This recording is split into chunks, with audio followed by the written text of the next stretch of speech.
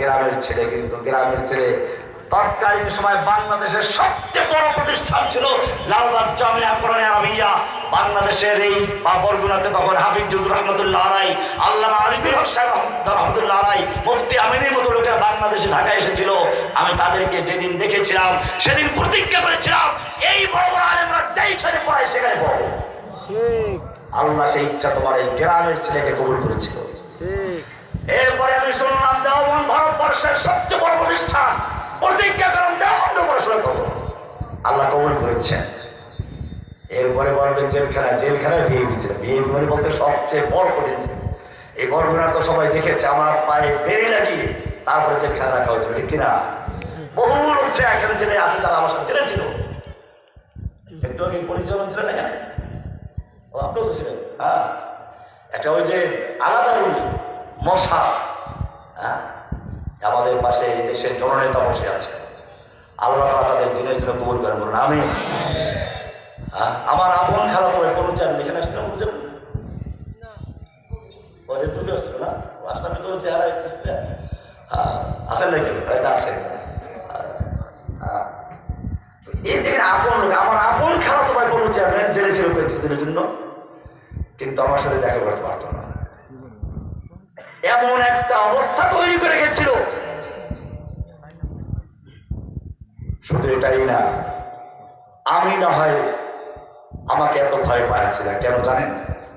হাসিনা একটা বক্তব্য দিয়েছিল মন্দিরে গিয়ে, মা দুর্গা দেবী প্রতি বছর কোনো না কোনো বাহনে চড়ে আসে, এবার এসেছে গজে চড়ে।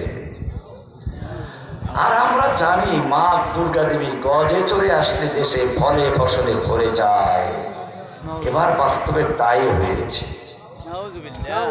আমি তখন ধানমন্ডির ইমাম, শুক্রবার পত্রিকাটা দেখে চিন্তা করলাম ধানমন্ডি তো ওদের আখড়া, মসজিদের কমিটি থেকে শুরু করে মেম্বার পদ সব হচ্ছে ওই নেত্রীর সন্তান। চিন্তা করলাম এই মৌচাকে ঢিল মারতে হবে। এক বক্তব্য দিলাম, আপনি বাংলাদেশের মুসলমানদের দেশের প্রধানমন্ত্রী,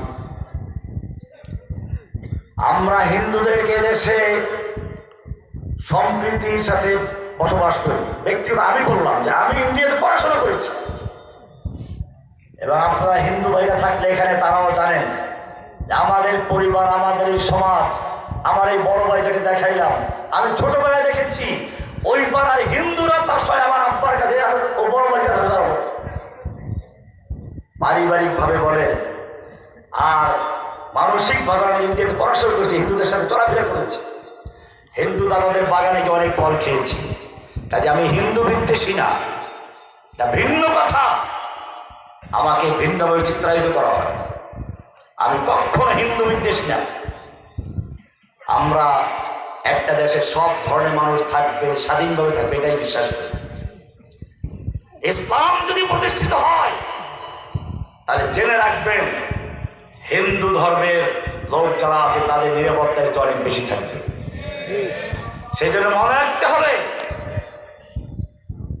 আমি তখন প্রতিবাদ করে বললাম আপনি হিন্দুদের মন্দিরে যান, সমস্যা নেই, কিন্তু আপনি আকীদার ক্ষেত্রে যেই কথা বলেছেন এটা মক্কার মুশরিক কাফেরদের আকীদা হচ্ছে ভালো ছিল, বাস্তবে ভালো ছিল।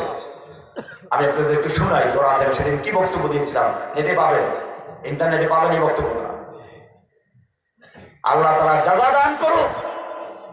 ইলিয়াস হোসেন নামে একজন সাংবাদিক বিদেশ থেকে বক্তব্য দেয়, চিনেন তো অনেকে, সে আমার এই বক্তব্যটা প্রথম বুঝতে পারে যে আমার গ্রেপ্তারের রহস্যটা কোন জায়গায়। প্রথম এই লোকটা আমার পক্ষ নিয়ে কলম লিখে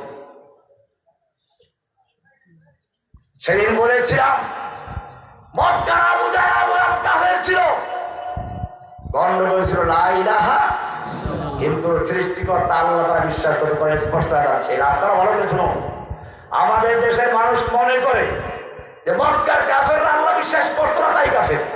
এই বেটা, মক্কার কাফেররা আল্লাহ বিশ্বাস করতো না, তা আমাদের নবীর আব্বার নাম কি? আব্দুল্লাহ। আব্দুল্লাহ মানে আল্লাহর গোলাম। আল্লাহ যদি বিশ্বাস না করতো তাহলে নবীর বাপের নাম আব্দুল্লাহ কি করে? মোটা দলিল দিলাম, আর তো কঠিন দলিল দিব। কোরআন থেকে শুনুন, কোরআন বলছে ওয়ালাইন সাআলতাহুম মান খালাকাহুম লায়াকুলুন্নাল্লাহ।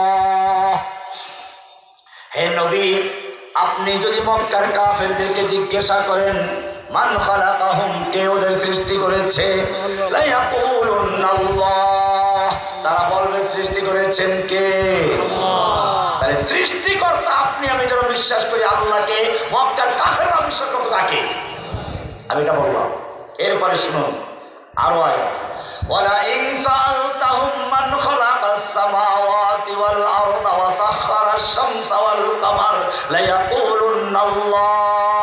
হে নবী, আপনি যদি মক্কার কাফের মুশরিকদেরকে, মক্কার আবু জাহেলদেরকেও জিজ্ঞেস করেন মান খালাকাস সামাওয়াতি ওয়াল আরদা, কে সৃষ্টি করেছে চন্দ্র সূর্য, কে নিয়ন্ত্রণ করে আসমান এবং জমিন, কে নিয়ন্ত্রণ করে সূর্য চন্দ্র, আল্লাহ বলছে লায়াকুলুন্নাল্লাহ।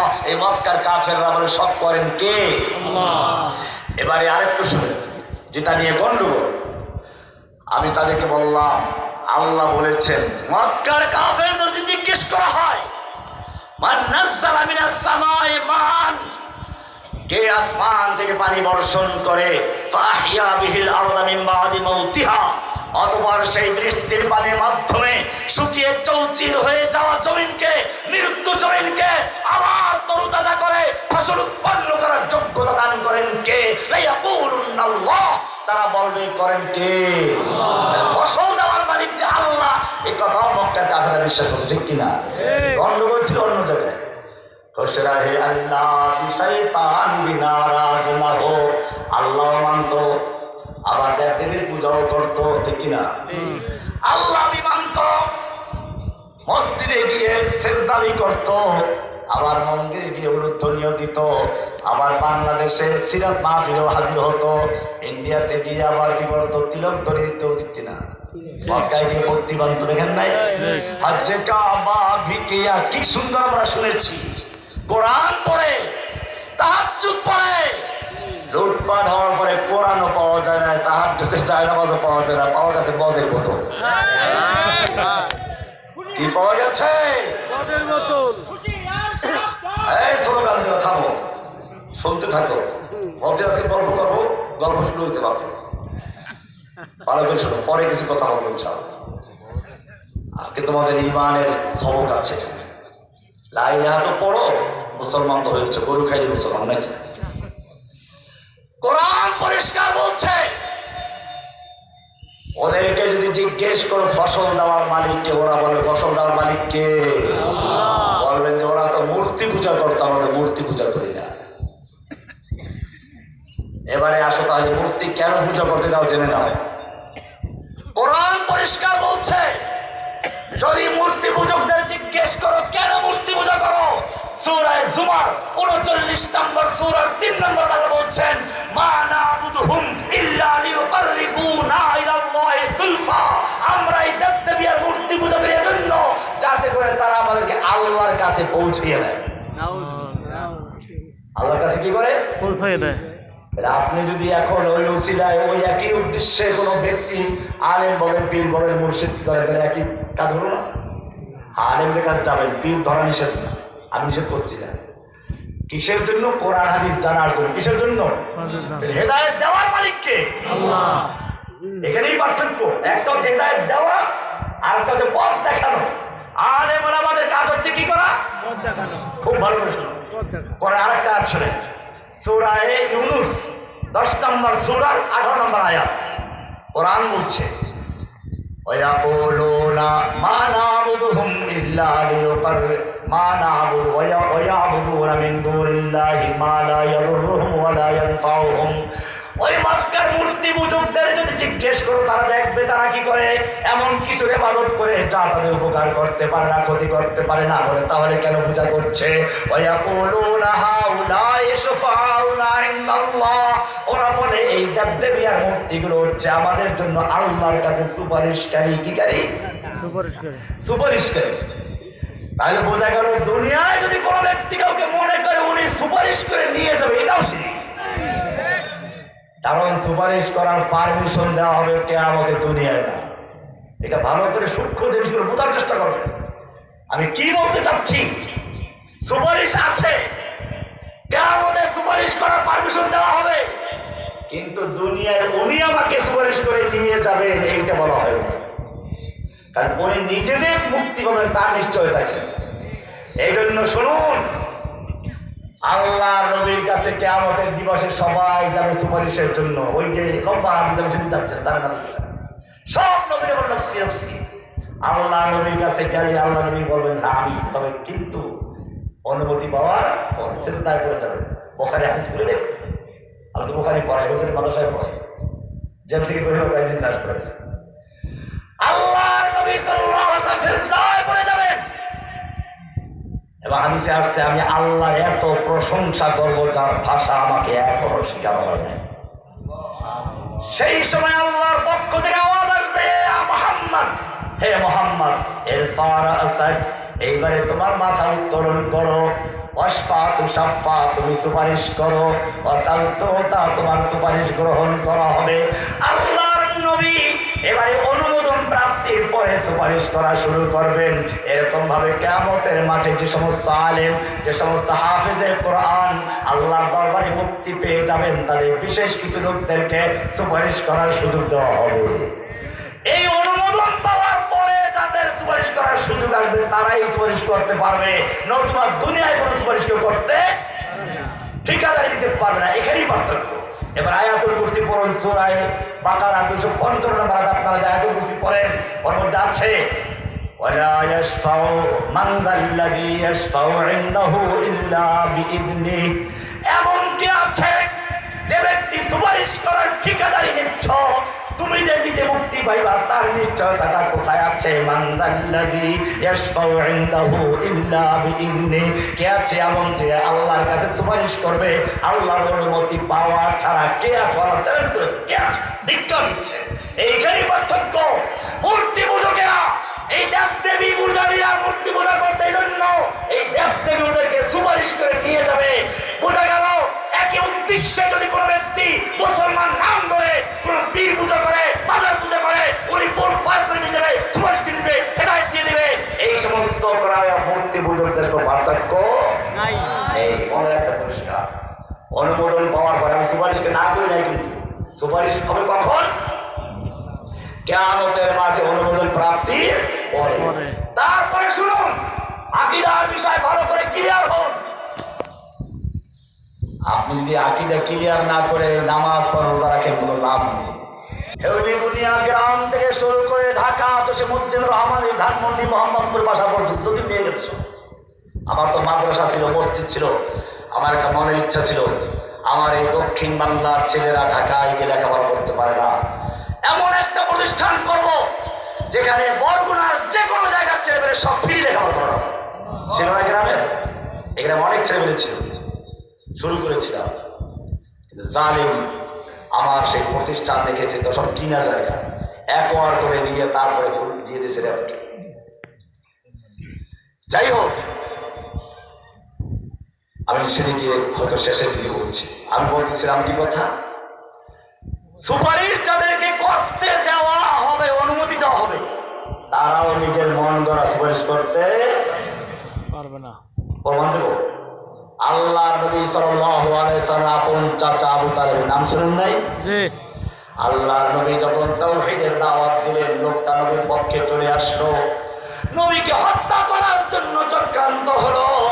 আবু তালেব বনু হাশিম বনু মুত্তালিবকে জড়ো করে ভাষণ দিল, আমার ভাতিজাকে হত্যা করার জন্য ওরা চক্রান্ত করছে, আমরা যাতে মোকাবেলা করতে না পারি সেজন্য ওরা এক এক গোত্রে এক একজন যুবককে বাছাই করে সব মিলে একসাথে হত্যা করবে, যারা আমরা যাতে ওদের সাথে মোকাবেলা করতে না পারি। শেষ পর্যন্ত মুক্তিপণের বিনিময়ে, মৃত্যুপণের বিনিময়ে ফয়সালা হবে। এই প্ল্যান নিয়ে যখন আল্লাহর নবীকে হত্যা করার চক্রান্ত করেছিল, আবু তালেব থাকা পর্যন্ত পারে নাই। আবু তালেব সেদিন এই ভাষণ দেওয়ার পরে বললেন, বনু হাশিম বনু মুত্তালিব তোমরা কে কে তৈরি আছো ভাতিজার পাশে দাঁড়ানোর জন্য? বনু হাশিম বনু মুত্তালিবের প্রত্যেকটা সদস্য, একমাত্র আবু লাহাব আল্লাহ নবীর আপন চাচা, আবু জাহেল নবীর আপন চাচা না, এটা খেয়াল রাখবেন, আমাদের ভুল বলে। আবু জাহেল গ্রামের চাচা, আবু লাহাব হচ্ছে আপন চাচা। আবু লাহাব ছাড়া আল্লাহ নবীর বংশের লোক কেউ বিরোধিতা করে নাই। ইসলাম কবুল করে নাই, কিন্তু নবীর পক্ষে ছিল। এই আবু তালেব আল্লাহর নবীকে জানিয়ে দিল কি সুন্দর কবিতা, والله لن يصلوا إليك بجمعهم حتى وصل في التراب دفينا। হে মুহাম্মদ, তুমি তোমার কাজ চালিয়ে যাও, খবরদার জেনে রাখো, والله لن يصلوا إليك بجمعهم, ওরা চক্রান্ত করেছে সব গোত্র মিলে একাত্র হয়ে তোমাকে হত্যা করবে, কিন্তু জেনে রাখো আমি আবু তালেবের দেহের সঙ্গে রূহ থাকা পর্যন্ত ওরা সব 14 গোষ্ঠী মিলে তোমার ধারে কাছে আসতে পারবে না। কে বললো? কে বললো? আবু তালেব। 3 বছর পর্যন্ত এই কারণে তাদেরকে অবরুদ্ধ করে রাখা হলো। এই আবু তালেব যখন মৃত্যু হচ্ছে, আল্লাহর নবী চাচা আবু তালেবের মাথার কাছে গিয়ে বলছেন, চাচা সারা জীবন তুমি আমার পক্ষে কাজ করেছ, চরম নির্যাতন বছর পর্যন্ত কারাবন্দি থেকেছ, কিন্তু তুমি যদি ঈমান গ্রহণ করো না করো, তোমার জন্য আমি কিছুই করতে পারবো না। চাচা সব বুঝতে ঈমান কবুল করার জন্য তৈরিও ছিল, কিন্তু তার মাথার কাছে আবু জাহেল আবু লাহাবরাও তো ছিল, তার বন্ধু বান্ধব। এই লোকগুলো বলল, ও যুবক, তুমি কাদেরকে বন্ধু বানাচ্ছ? কোন বন্ধু তোমাকে জাহান্নামে নিয়ে যায়? খবরদার আবু তালেব থেকে শিক্ষা করো। আবু তালেবের বন্ধুরা তখন বলল, আবু তালেব শেষ পর্যন্ত বাপ দাদার ধর্ম ত্যাগ করে ভাতিজার ধর্ম গ্রহণ করবা, আরবের মেয়ে লোকেরা তোমাকে কাপুরুষ বলবে, ধিক্কার দিবে। আবু তালেব শেষ পর্যন্ত ইসলাম কবুল না করে মারা গেল। মৃত্যুর আগে বলল, ইন্নী আলা মাযহাবি আব্দুল মুত্তালিব, আমি আমার বাপ দাদার ধর্মের উপরে আছি বলে মারা গেল। কোরআন এবার তোমাকে সাক্ষী দিচ্ছে, আল্লাহর নবী আবু তালেবের মৃত্যুর পরে মনোকষ্টে ব্যথিত হয়ে গেলেন, চোখ দিয়ে পানি ঝরতে লাগলো। আল্লাহ তাআলা তখন সূরা কাসাস 28 নম্বর সূরার 56 নম্বর তা বলছেন, ইন্নাকা লা তাহদি মান আহবাবতা, হে নবী আপনি যাকে ইচ্ছে করেন তাকে হেদায়েত দিবেন, এই ক্ষমতা আপনাকে দেওয়া হয় নাই। এই হেদায়েত দেওয়ার মালিক কে? ওয়ালাকিন্নাল্লাহা ইয়াহদি মান ইয়াশাউ, কিন্তু আল্লাহ যাকে চান তাকে হেদায়েত দান করেন। ও মুসলমান, হেদায়েত দেওয়ার মালিক কে?